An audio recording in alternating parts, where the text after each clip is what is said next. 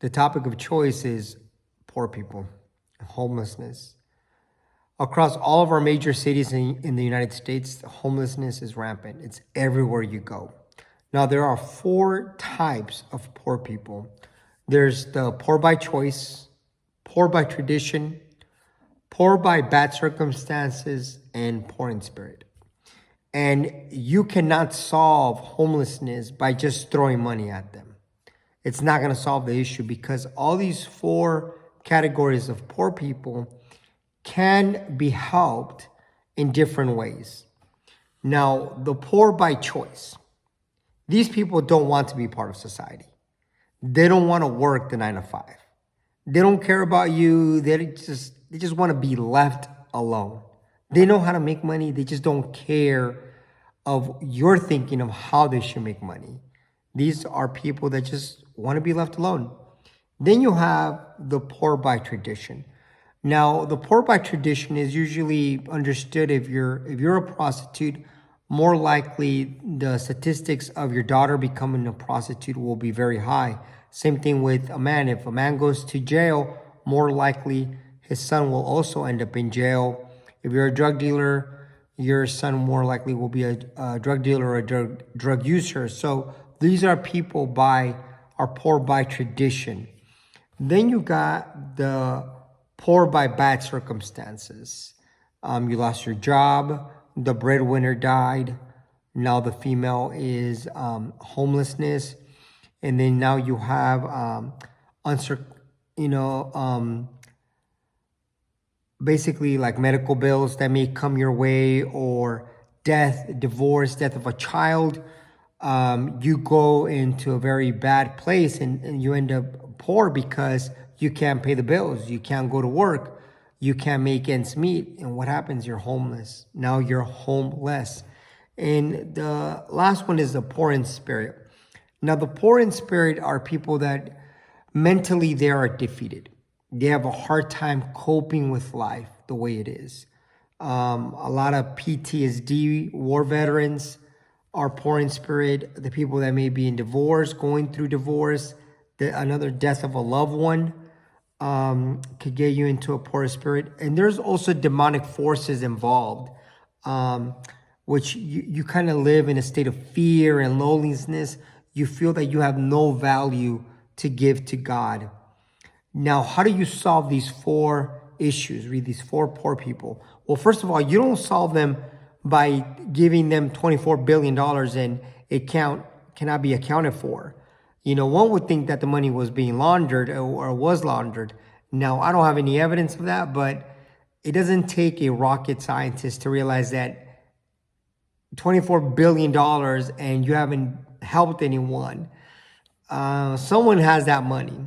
Now, should we get it back? Yes, we should. But you don't fix homelessness by throwing money at them. We could solve these issues without throwing money at them. Let me explain. So, what is the solution, right? First of all, the poor in spirit. The poor in spirit can primarily be helped by churches, by sharing the gospel, mentorship, helping them find their purpose back in life. That's how you help the people poor in spirit. A lot of war veterans need to realize not to live in fear, just like God told Abraham not to fear after he had gone to war and came back home safe. So there are things in scripture that could help someone cope being poor in spirit. A lot of people don't like religion. You could mentor someone. You could be that person that they cry on your shoulder. Just giving them your time gets them out of the circumstances that they're living in, which is they're poor in spirit, and gives them value, gives them purpose again in this world. Again, no money free, right? And then the other one is poor by bad circumstances. Now, the bad circumstances, you could argue that those are the people that you could fix or help by giving them money and giving them, maybe paying 6 months to 12 months of their mortgage or paying their credit card bills. Now, I kind of don't like that because you're using taxpayer money for that, which is not the purpose of that. But you could always use laws. Like, for instance, you could defer someone's mortgage payment with no added interest for a year, for 2 years, maybe their credit cards, their personal loans. You could defer all that until they get back on their feet. Remember, these are people that got bad circumstances. They lost their job. They ended up handicapped. Just bad circumstances. They have a child that has cancer. Now they're paying all these bills and whatnot. These are the people that you could help financially, but not even then. You could always just defer them by making laws in order to postpone their payment. Not cancel them, just postpone it for a couple years or 6 months or so.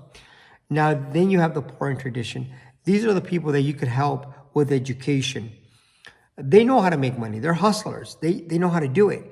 It's just how they make it is not either a safe way or is not a correct way. Now, these are the people that you could help with education, giving them trade schools for free, allowing them to learn a trade. Now, technically, it's not really for free. You could, colleges or local communities could open the program for just, cents on the dollar for them to come learn a trade and go back out there and hustle. I'm telling you, these people know how to make money. They just need the education in order to get themselves out of that rabbit hole of being poor by tradition. Then you got the poor by choice, right? What we talked about earlier. These are the people that Jesus always talked about. We will always have them no matter what. They don't want to be part of life. They don't want your help. They don't want to be part of society. They don't want to pay taxes. They want to be left alone. These are the poor by choice, which we will always have in our society, which it's okay. We understand that. But if you so decide to be poor by choice, understand that you have no right to be in taxpayer funding parks. You don't have right and demand for the society that you're ignoring to make laws to circumvent in order to favor you. Now, I don't think you should be mistreated by living your choice or your pursuit of happiness. All the power to you. That's great, but not in a society where people decided to pay taxes, live, and go to parks, and people want their parks safe. They want to take their kids without worrying about finding a homeless person or a needle somewhere. Not to say that all poor people or homelessness people are doing drugs, but it does makes the parks unsafe because they don't know you. You're not being part of society. You have no skin in the game in those parks to keep them clean. Now, I heard a Parks and Ranger commissioner once say that if the parks go, so do the cities. And I believe that to be true.